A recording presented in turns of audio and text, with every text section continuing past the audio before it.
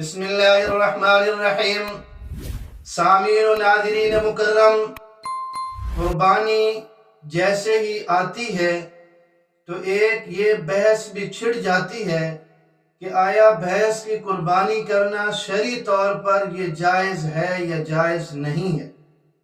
تو وہ مسئلہ صراحت کے ساتھ اور نہایت مختصر آپ کی خدمت میں پیش کرنے لگا ہوں کہ رسول اللہ صلی اللہ علیہ وسلم سے گائے کا ذبح کرنا صراحت کے ساتھ ثابت ہے، لیکن بھینس کا قربانی میں ذبح کرنا یہ صراحت کے ساتھ نہیں ملتا۔ اس کی مختلف وجوہات ہو سکتی ہیں۔ مثلا ایک وجہ یہ بھی ہو سکتی ہے کہ سرزمین حجاز میں بھینسوں کی قلت ہو، اور دوسری یہ وجہ بھی ہو سکتی ہے کہ اس وقت بھینس کا وجود ہی نہ ہو۔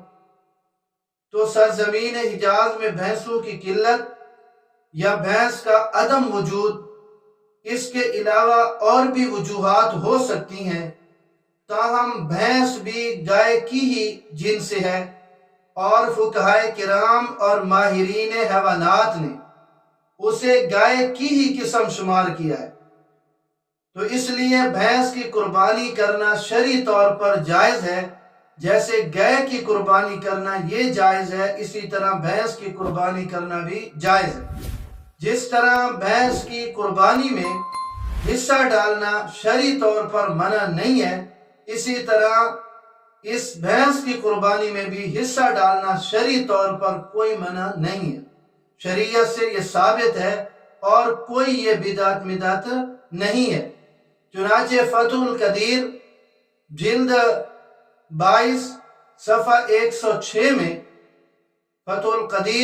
صاحب فتح القدیر نے لکھا ہے کہ وَيَدْخُلُ فِي الْبَقْرِ الْجَامُوسِ لِأَنَّهُ مِنْ جِنْسِهِ، کہ یہ بھینس بھی گائے میں داخل ہے، کہ گائے کے حکم میں داخل ہے، اس لیے کہ یہ اس کی جنس میں سے۔ اسی طرح امت کے اجماع، کتاب الاجماع ابن منذر صفحہ 37 پر امت کے اجماع بھی اس بات پر نقل کیا ہے امام ابن منذر رحمۃ اللہ علیہ نے کہ بھینس کی قربانی کرنا یہ شرعی طور پر جائز ہے۔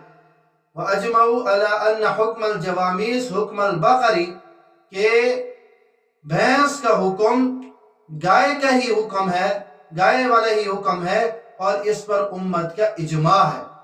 تو چنانچہ بھینس کی قربانی کرنا اور بھینس کی قربانی میں حصہ ڈالنا یہ بالشرعی طور پر بالکل جائز امر ہے، اور اس میں کسی قسم کی کوئی قباحت نہیں ہے، نہ یہ جو ہے وہ بدعت ہے، نہ یہ جائز ہے۔